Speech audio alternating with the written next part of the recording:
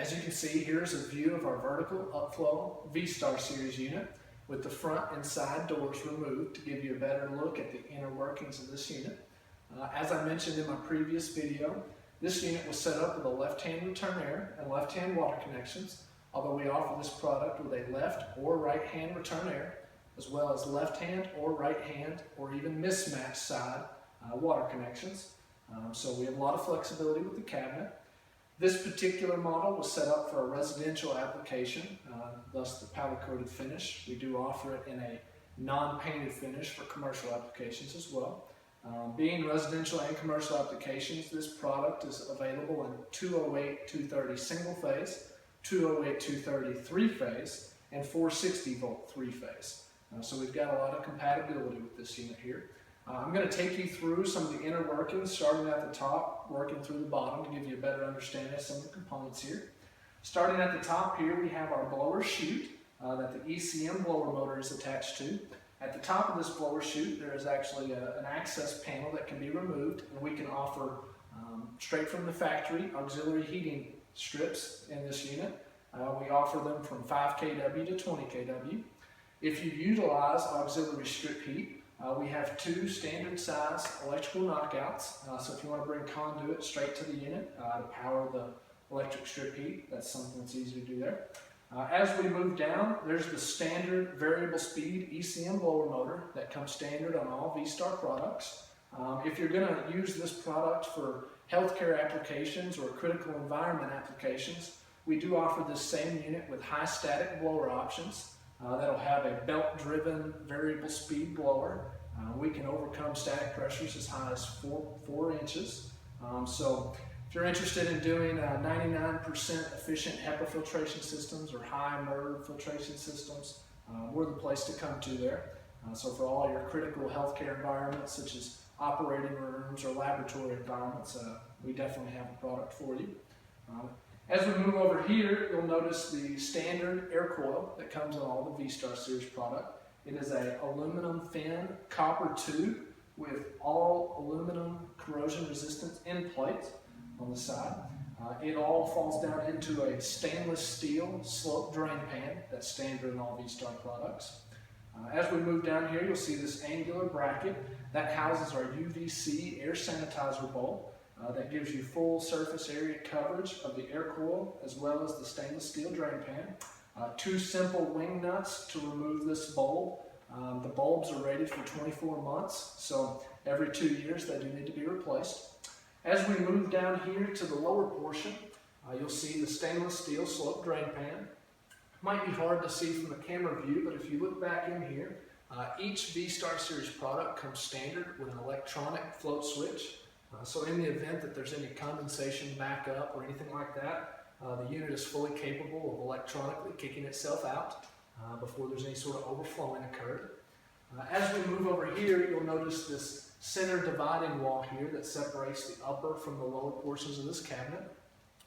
2 simple plugs here as well as about 8 screws.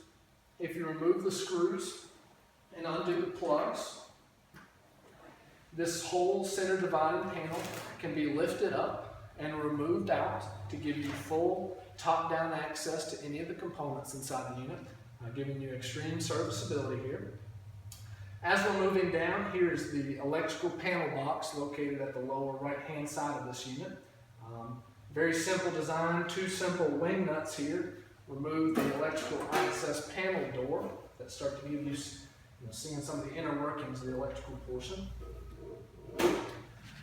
What you'll see here as we come right into the electrical box is the standard microprocessor controller.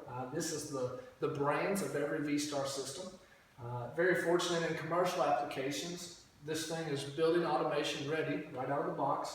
So it's capable of communicating on the BACnet, Modbus, N2, or LonWorks communication protocols.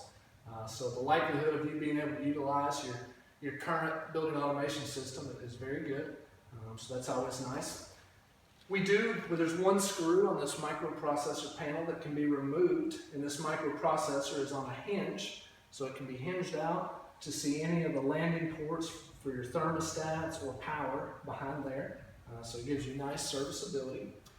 One neat feature that we built into this electrical panel is there's one removable screw at the bottom of this panel that once removed, this electrical panel is actually located on a hinge. So the electrical panel box can fully swing out to give you access to many of the components behind the unit. Taking it even a step further, we even have this set up to be lifted out and removed and set off to the side to give you even more serviceability inside the unit. On each unit, we try to leave at least about a foot, if not a little bit more, of extra wire on these electrical boxes so you can get them up and out of the way without any of the wiring getting in your way. As we move over here to the left, what you see here is the variable frequency drive that drives the variable speed compressor. This drive is interconnected with the electrical panel with all pre-manufactured wiring harnesses.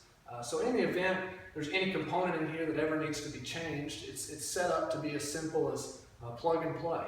So it's very nice. Behind this VFD is the variable speed compressor.